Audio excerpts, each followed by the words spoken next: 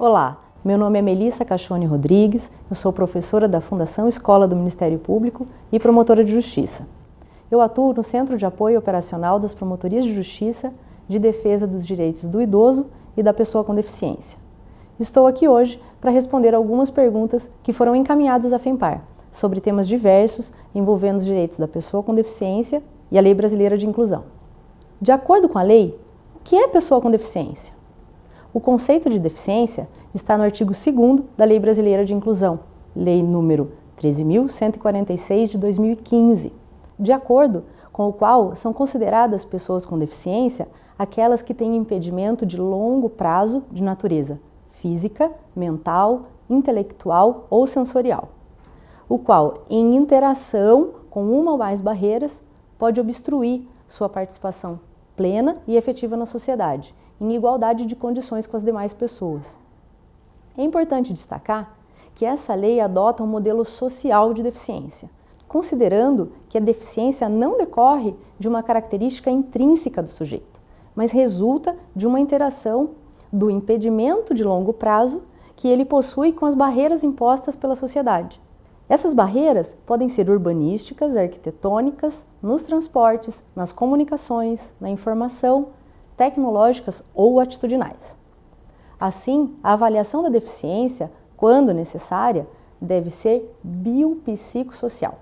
realizada por uma equipe multiprofissional e interdisciplinar e considerará os impedimentos nas funções e nas estruturas do corpo, os fatores socioambientais, psicológicos e pessoais, a limitação no desempenho das atividades e a restrição da participação. Quais são os direitos fundamentais da pessoa com deficiência? A pessoa com deficiência possui os mesmos direitos fundamentais previstos na Constituição para todos os cidadãos. Inclusive, a Lei Brasileira de Inclusão destaca, já no seu artigo 4º, que toda pessoa com deficiência tem direito à igualdade de oportunidades com as demais pessoas, sendo vedada qualquer discriminação em razão da deficiência. No rol de direitos fundamentais da Lei Brasileira de Inclusão, que é meramente exemplificativo, estão previstos entre os artigos 10 e 52 os direitos à vida, à habilitação e à reabilitação, à saúde, à educação, à moradia, ao trabalho, à assistência social e à previdência social, à cultura, ao esporte, ao turismo e ao lazer, ao transporte e mobilidade. Sobre os direitos, é relevante destacar que a lei prevê que compete ao poder público garantir dignidade à pessoa com deficiência ao longo de toda a vida, artigo 10.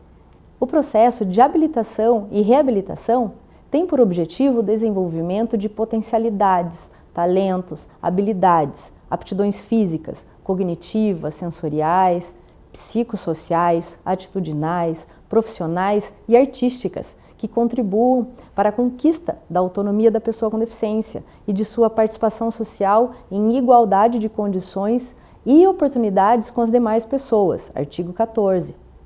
É assegurada a atenção integral à saúde da pessoa com deficiência em todos os níveis de complexidade, por intermédio do SUS, garantido acesso universal e igualitário, artigo 18. Está previsto o dever de assegurar o sistema educacional inclusivo, em todos os níveis de aprendizado ao longo de toda a vida, de forma que o aluno com deficiência possa alcançar ao máximo o desenvolvimento dos talentos e habilidades físicas, sensoriais, intelectuais e sociais, segundo suas características, interesses e necessidade de aprendizagem, artigo 27. A moradia da pessoa com deficiência deve ser digna, seja no seio da família natural ou substituta, com cônjuge ou companheiro, desacompanhada ou em moradia para a vida independente da pessoa com deficiência ou ainda em residência inclusiva, artigo 31. Os serviços, programas e os benefícios no âmbito da política pública de assistência social à pessoa com deficiência e sua família têm como objetivo garantia de segurança de renda, da acolhida, da habilitação e da reabilitação, do desenvolvimento da autonomia e da convivência familiar e comunitária, para a promoção do acesso a direitos e da plena participação social, artigo 39.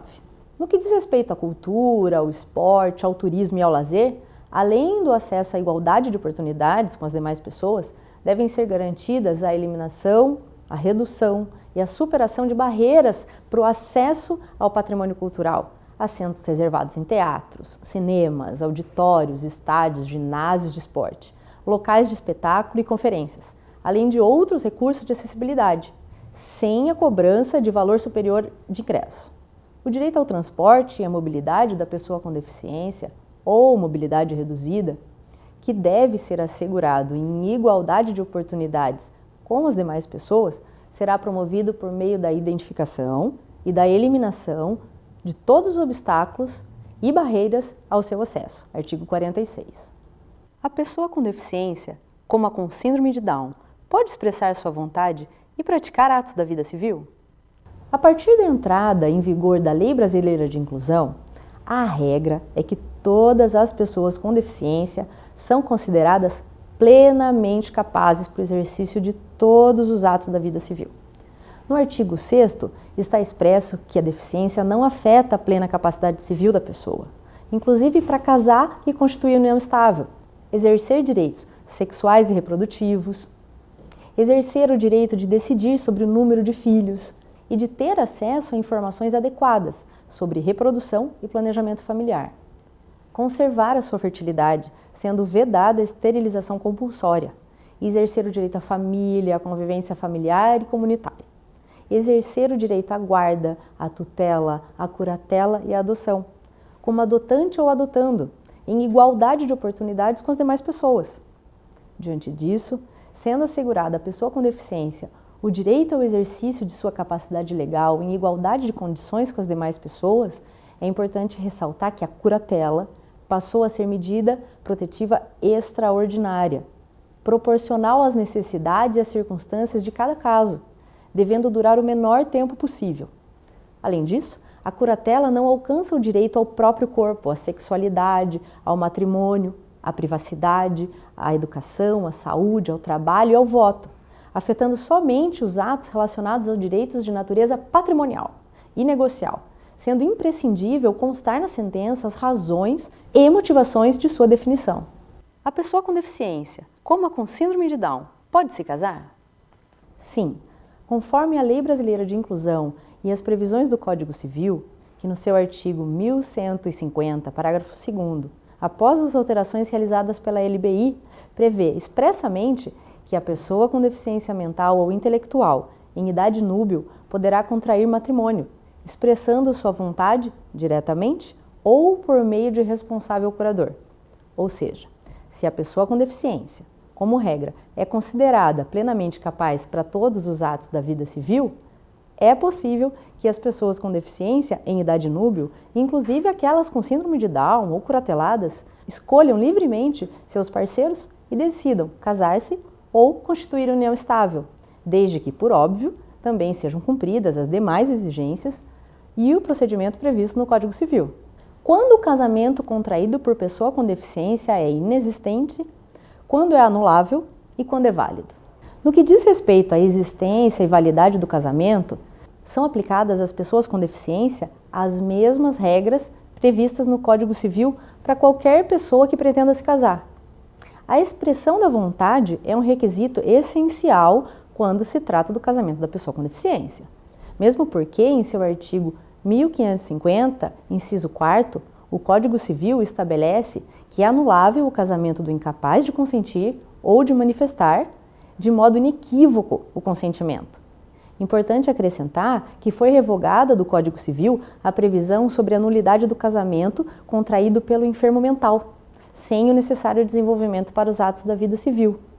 E também citar que o procedimento de habilitação para o casamento não possui requisitos específicos em relação às pessoas com deficiência, indicando-se apenas que se a documentação apresentada em cartório de registro civil gerar dúvidas sobre capacidade legal do requerente com deficiência, ele deverá receber os documentos e enviá-los para apreciação do juiz, que, após ouvidas as partes interessadas, poderá determinar a realização do casamento. O trabalhador com deficiência tem direito à jornada especial? Para o trabalhador com deficiência, em regra, são aplicadas as disposições da Consolidação das Leis do Trabalho, Decreto-Lei 5.452 de 1943. Ou seja, ele tem as mesmas garantias e obrigações que os demais trabalhadores, inclusive a carga horária diária e semanal. Importante destacar que a Lei Brasileira de Inclusão, no artigo 37, prevê que a colocação competitiva em igualdade de oportunidades com as demais pessoas,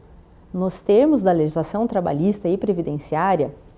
é modo de inclusão da pessoa com deficiência no trabalho. Desse modo, estabelece que devem ser atendidas as regras de acessibilidade, o fornecimento de recursos de tecnologia assistiva e adaptação razoável no ambiente de trabalho. Além disso, prevê que a colocação competitiva da pessoa com deficiência pode ocorrer por meio de trabalho com um apoio, devendo ser observadas, nesse caso, dentre outras diretrizes, a oferta de aconselhamento e suporte aos empregadores,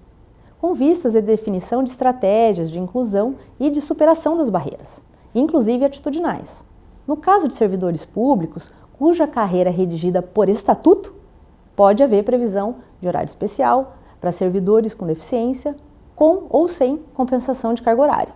Contudo, nesses casos é necessária a análise de cada um dos regramentos, para que seja possível afirmar se existe ou não essa possibilidade. Há alguma regra especial quanto à formalização do contrato de trabalho com trabalhador com deficiência? Não há regras especiais para a formalização do contrato de trabalho com pessoa com deficiência. Portanto, para a assinatura de carteira de trabalho e formalização do contrato, aplicam-se as mesmas normas gerais previstas na Consolidação das Leis do Trabalho. Essas são as respostas às questões que foram encaminhadas por vocês. Espero ter contribuído para um melhor entendimento sobre esses temas, que envolvem os direitos da pessoa com deficiência e são de extrema relevância para todos nós, que devemos buscar sempre uma sociedade cada vez mais inclusiva.